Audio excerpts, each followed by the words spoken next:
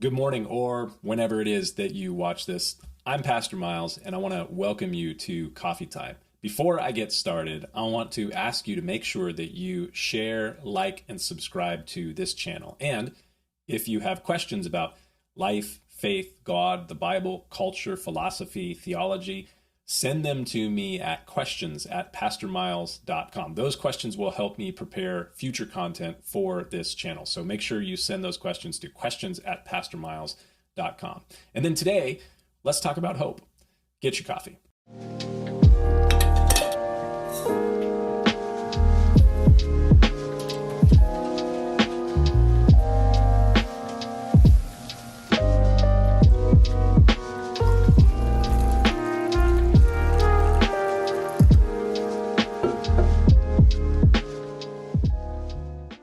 For many years, I have been telling the church that I pastor that we want everything that we do to be done with joy because we have an optimistic vision of the future.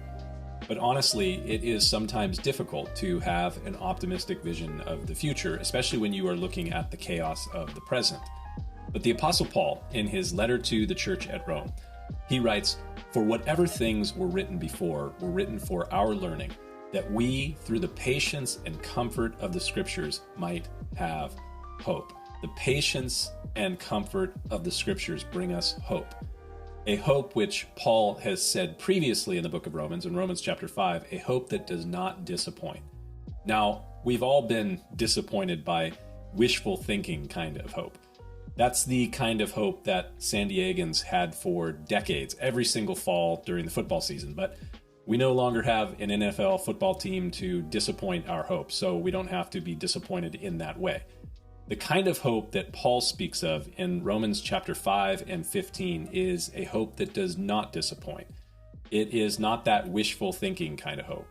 It is a hope that brings comfort, and it encourages our patient endurance, even in the midst of difficult circumstances. Now, we, as a result of our cultural confusion and chaos, have been living through some challenging circumstances. But I want to remind you that things have been and could be a lot worse. Paul in Romans 15, he says, whatever things were written before, in past times, in the Old Testament, they were written for our learning, so that we, through the Scriptures, would increase in hope and that we would patiently endure through difficult circumstances. So looking back and remembering what has happened previously helps us to gain perspective for what we're going through presently.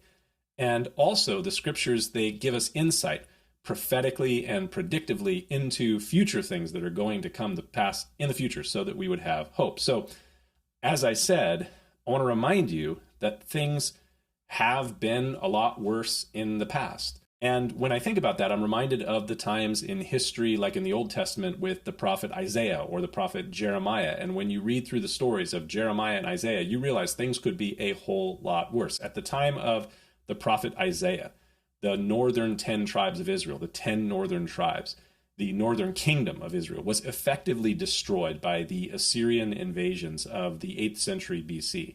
And the Assyrians almost destroyed the southern kingdom as well, were it not for the mercy and grace of God's miraculous protection. But then, less than 150 years after the Assyrians, the southern kingdom of Israel was crushed by the Babylonians, and the people were carried away as captives to Babylon. Things can get a lot worse. And if the stories from the times of Isaiah and Jeremiah aren't enough to prove that point, go read the book of Job. Things have been a lot worse. They could be a lot worse. But that's not always really an encouragement. The fact that things could get worse doesn't make me want to patiently endure in the moment. And it actually could be incredibly insensitive and patronizing to the person that is suffering. Don't you know that things could get a lot worse? It's kind of like, well, yeah, thanks so much. That's just what I didn't want to hear. So I want to point out that it isn't just that things could get a lot worse, though they could. It's that the Bible looks forward to something far better. That's why I've told the church that I pastor, we want everything that we do to be done with joy because we have an optimistic vision of the future. In the New Testament book of Hebrews, we are given a long list of men and women who lived and walked by faith in God. They are listed in Hebrews chapter 11. Many Christians refer to that passage as the Hall of Faith. There in Hebrews 11, we're told of Abraham and Sarah who followed God by faith even through challenging times. They endured and they didn't give up. And they did so because they were optimistically looking forward to something good, to something great. The scriptures say that these all died in faith, not having received the promises, but having seen them afar off, they were assured of them, and they embraced them and confessed that they were strangers and pilgrims in the earth. For those who say such things, Hebrews 11 says, those who say such things declare plainly that they seek a homeland. And truly, if they had called to mind the country from which they had come out, they would have had an opportunity to return.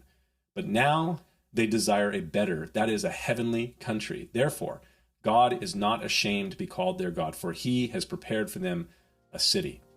So, whatever things were written before were written for our learning, so that we, through the patience and comfort of the scriptures, might have hope. God has prepared and is preparing for us a glorious future. That is the hope that we have by faith, and it is the hope that does not disappoint. And it is a hope that helps us to patiently endure as we are walking through the challenges of life in a broken world. Something to think about. We'll see you next time.